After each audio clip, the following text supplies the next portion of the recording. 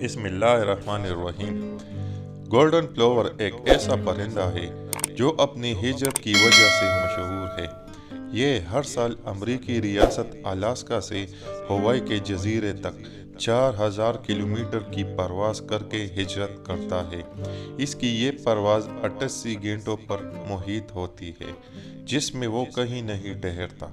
रास्ते में कोई जजीरा नहीं और ये परिंदा तीर भी नहीं सकता।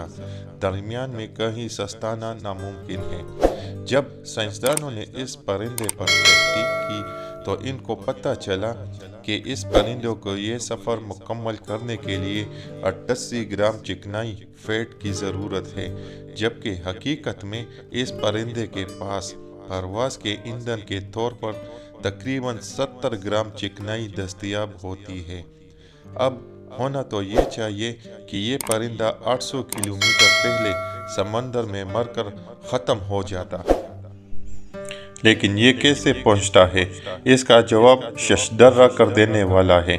असल में ये परिंदा ग्रोह की शक्ल में वी शेप की बनाकर परवास करते हैं और अपनी पोजीशन चेंज करते रहते हैं, जिसकी वजह से इन्हें हवा की रगड़ का कम सामना होता है बनिस्बत अकेले परवास करने के, और इनकी 23% एनर्जी सेव हो जाती है, जो इनको हवाई के जजीरे पर पहुंचा देती है।